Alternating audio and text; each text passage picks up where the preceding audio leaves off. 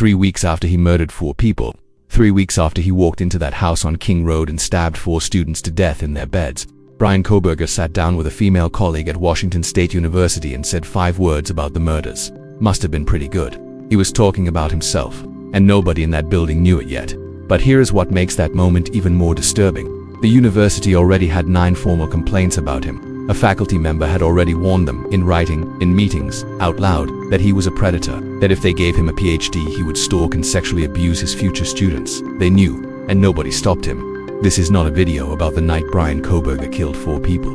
This is the video about the 30 years before that night, the addiction, the transformation, the warning signs that were documented, reported, filed, and ignored by every institution that had the power to stop what was coming. Because the murders took one night. What built him took 3 decades. And the most disturbing part is not what he did. It is how many people saw it coming. Stay with me. Now, a professor at Washington State University pulled her colleagues aside one day in the fall of 2022. She had been watching a student in her department for weeks, observing him, taking notes, growing increasingly alarmed by what she was seeing. She told them exactly what she thought. "Mark my word," she said. "I work with predators. If we give him a PhD, that's the guy who in 4 years, when he is a professor, we will hear is harassing, stalking, and sexually abusing his students." She urged them to cut his funding, remove him from the program entirely. She believed he was already stalking people. She believed someone had broken into a female graduate student's apartment and stolen her perfume and underwear. And she believed she knew who had done it.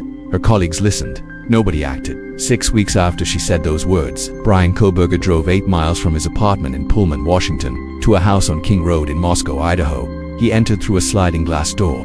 He moved through the house in silence, and he killed 4 people in their beds.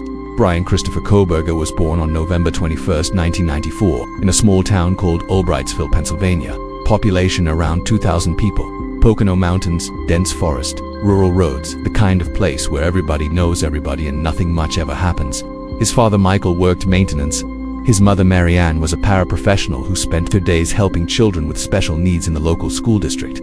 2 older sisters, Amanda and Melissa, a working-class family in a working-class town. From the outside, completely ordinary. But Bryan was not ordinary from the beginning. He was diagnosed on the autism spectrum, a fact that would surface later during his legal proceedings, and a fact that his defense team tried repeatedly to bring before the jury, arguing it would prevent him from taking the stand in his own defense.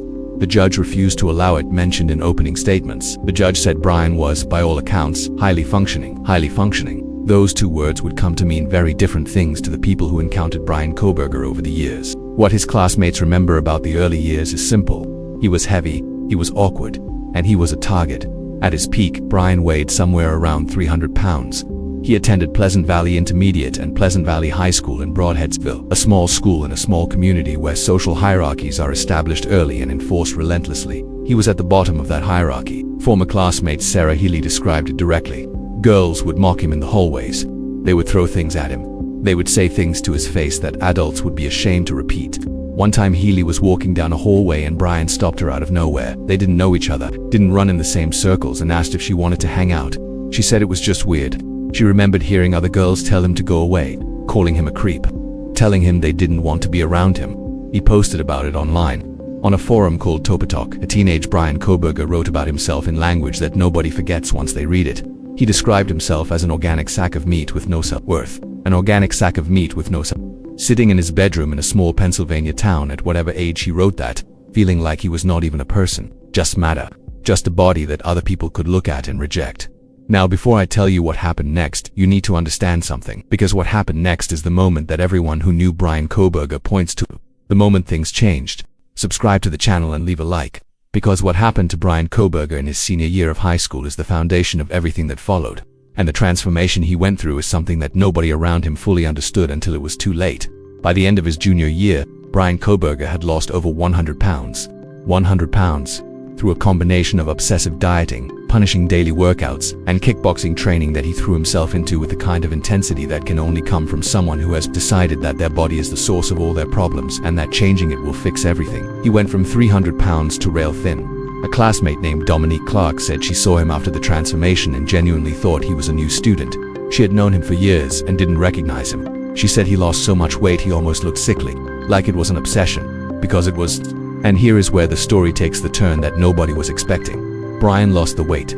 Bryan changed his body completely. Bryan became the person he thought he needed to be. And something else happened at exactly the same time. His personality changed, not improved, not opened up, not became warmer or more confident in the way you hope for when someone overcomes something difficult. Changed. A direction that alarmed everyone around him. The boy who had been bullied became a bully. Former friend Nick McLaughlin described it to reporters in terms that are hard to forget. He said Bryan always wanted to fight somebody. He was bullying people. His friend group started cutting him off one by one because he was, in McLaughlin's words, 100% a different person. Casey Arns, another classmate, said something even more specific. She said her brother had been friends with Bryan before the transformation. And after it, when Bryan would get angry with him, Bryan would gaslight him, get physically aggressive, put him in chokeholds. Her brother eventually cut off all contact. The psychologists who have analyzed this transformation since his arrest have a framework for understanding it. When a person who has been bullied and victimized gains power, physical power, social power, any kind of power, they face a choice. They can use that power to protect other people from what they experienced, or they can reorganize their entire understanding of the world around a new principle. That kindness is foolish. That vulnerability is weakness. That the people at the bottom deserve to be there because they haven't done what it takes to rise. Bryan Kohberger chose the second path. And then at some point during or just after his senior year, something happened that nobody around him realized the full significance of at the time. Bryan Kohberger started using heroin. A friend named Bree, who asked to keep her last name out of the press, described watching it happen. She said you just saw him becoming more self-destructive. He really stayed secluded. He was isolating in the way that people do when they are using and ashamed of it, and using more because they are ashamed. He was a teenager, in a small town in the Pocono Mountains, addicted to heroin, still posting online about feeling like meat with no self-worth, even as his body looked completely different from the outside. The internal landscape had not changed at all. After graduating from Pleasant Valley High School in 2013, Bryan enrolled at Monroe Career and Technical Institute in Bartonsville. He dropped out after a year. He got a job as a security officer at the Pleasant Valley School District, the same school system his mother worked in. And in 2014, Bryan Kohberger was arrested. He was 19 years old. He had stolen his sister's iPhone. It was his own father who called the police. Michael Kohberger went to the police station and told officers that his son had struggled with drug addiction. He said that when Bryan found out his father had called the cops, Bryan had warned him not to do anything stupid. Not to do anything stupid. A 19-year-old drug addict, stealing from his own family, threatening his own father for trying to get him help. Bryan was processed under a program for first-time offenders called Accelerated Rehabilitative Disposition. He completed probation. The charge was expunged, wiped from the public record as if it had never happened. There is no public record of that arrest today. The prosecutors in Idaho found out about it years later through investigative journalism. The system that was designed to give first-time offenders a second chance gave Bryan Kohberger a clean slate. Now, before I tell you what happened after the arrest, I need you to sit with something for a moment, because at this point in the story, Bryan Kohberger is 19 years old, addicted to heroin, stealing from his family, and threatening his father for attempting to intervene. And the question that everyone who has followed this case eventually asks is, what happened next? Did someone reach him? Did someone see what was happening and step in? What you are about to hear next is the answer to that question, and it is not the answer you might hope for. At some point in his early 20s, Bryan Kohberger got sober. He said it himself. He told people he wanted to get clean, that he was getting clean, that he was working on it, and eventually, the people around him believed he had done it. He started working out again. He picked up boxing and running. He focused on school. He enrolled at Northampton Community College in Albrightsville and earned an associate degree in psychology in 2018. And people who knew him from that period described someone who was intelligent, genuinely, unusually intelligent, and who could be good company when he wanted to be. Someone who would sit and talk with you for hours about ideas, about the future, about what he was going to do with his life. He transferred to Diesel's University in Center Valley, Pennsylvania, a small Catholic school with fewer than 5,000 students in a rural area 40 miles south of where he grew up. He earned his bachelor's degree in psychology in 2020. He made the dean's list. He enrolled in the master's program in criminal justice. And it was at DSales that the fascination that had lived inside Bryan Kohberger since childhood, the fascination with how the criminal mind works, with the psychology of violence, with the decisions people make when they choose to harm others, found an academic home. His professor at DSales, Dr. Catherine Ramsland, later said publicly he had a fascination with the criminal mind. She admitted she worried that what he learned may have informed or even inspired his actions. She had taught him, she had seen how his mind worked. She had watched him absorb everything about criminal psychology with an intensity that went beyond academic curiosity, and she worried, but he graduated. He earned his master's degree in criminal justice in May 2022, and 6 months later, 6 months he killed 4 people. Before we get to those 6 months, I need to tell you about something Bryan Kohberger did while he was still at DSales. Something that, looking back, is one of the most disturbing details in this entire story. He posted on Reddit. Under the username criminology_student, Bryan Kohberger posted to multiple subreddits a solicitation for participants in a research study. The post identified him by full name, included his Dessels University email address, and said the study had been approved by the Dessels Institutional Review Board. He was studying criminal decision. He wanted to understand how emotions and psychological traits influence the process of committing a crime. He wrote, "Hello, my name is Bryan, and I am inviting you to participate in a research project that seeks to understand how emotions and psychological traits influence decision-making when committing a crime. In particular, this study seeks to understand the story behind your most recent criminal offense, with an emphasis on your thoughts and feelings throughout your experience." He asked criminals to describe their thoughts and feelings from the beginning to the end of the crime commission process. He asked them, "Why did you choose that victim? Why did you choose that victim?" A criminology student asking convicted criminals to walk him through the psychological experience of committing a crime, to describe how they chose who to target, to explain what it felt like from the moment of decision to the moment of completion. When investigators and journalists found that post after his arrest, the response was universal. Chilling. That was the word people used. Chilling. Because, reading it now, knowing what he did 6 months after completing that degree, it is impossible to read it as academic research. It reads like preparation. If you are still watching this video and you haven't subscribed yet, do it now. Because what comes next is the part of Bryan Kohberger's story that almost nobody covered properly. The 6 months between graduation and the murders. And what happened during those 6 months at Washington State University is something that should have stopped everything. In the summer of 2022, Bryan Kohberger moved from Pennsylvania to Pullman, Washington. He had been accepted into the PhD program in criminology at Washington State University. Pullman, Washington, a college town in the Palouse, a region of rolling wheat fields in the far eastern corner of the state. Beautiful, quiet, isolated. 8 miles from the campus was Moscow, Idaho, another college town, home of the University of Idaho. Bryan arrived in Pullman in August 2022 to begin his doctoral program. He was assigned as a teaching assistant in the Department of Criminal Justice. He was given an office he shared with another TA. He had students. He had access. Within days of arriving, the complaints started. The first complaint came in late August 2022, days into his first semester, then another, then another. By the time investigators looked at the records after his arrest, there had been 9 separate formal complaints from faculty members, administrators, and students about Bryan Kohberger's behavior. 9 complaints. In one semester. From people who barely knew him. What were they complaining about? His rude and belittling behavior toward women. He told a divorced woman in the program that he did not fancy broken women. He asked a classmate who was deaf whether she would ever be able to have children given her disability. He would enter spaces where female graduate students worked, stand in the doorway, and block the exit. The women would have to ask him to move so they could leave. He would stand there. He enjoyed conflict. He was condescending toward women in ways that one student said she had never experienced from anyone before. He talked openly about sexual burglary, which was, notably, his academic field of specialization. And one of his faculty supervisors pulled her colleagues aside and said, "What I told you at the very beginning of this video. Mark my word. I work with predators. If we give him a PhD, that is the guy who will be harassing, stalking, and sexually abusing his students." She told them she believed someone had broken into a female grad student's apartment in September or October. Stolen perfume and underwear. She believed it was Kohberger. She urged them to cut his funding, remove him from the program. The university held a mandatory training session for all graduate students about behavior expectations. They did not remove him from the program. They did not cut his funding. They gave him a training session. And Bryan Kohberger kept coming in every day to teach criminology students about crime. There was also something else from those months that was documented and later made public. Kohberger had applied before the murders. While he was still a student for an internship with the Pullman Police Department, he wanted to work with law enforcement. He wanted to be inside the investigative process. His application was rejected after faculty members raised concerns about his behavior. The police department turned him away. The university kept him enrolled. And during those same months, Bryan Kohberger was driving his white Hyundai Elantra 8 miles east on Highway 8 toward Moscow, Idaho. He found the house on King Road. He drove past it. Cell phone data would later show his phone pinging near that house 12 times between August and November 2022. 12 separate occasions. Months of surveillance before a single night of violence. He had been following the victims on Instagram. He had messaged at least one of them repeatedly. He was watching them the way he had been watching everything, methodically, obsessively, with the patience of someone who had been studying how predators operate for years.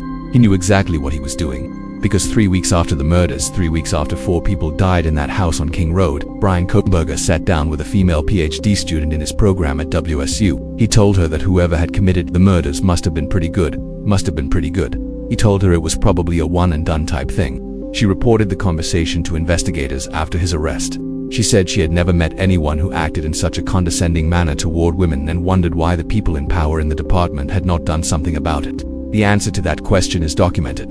The meetings happened. The complaints were filed. The faculty member warned them directly and specifically about what he was capable of, and nobody did enough. Now I need to tell you about the arrest, and about one specific detail from the night Bryan Kohberger was taken into custody that has never received the attention it deserves.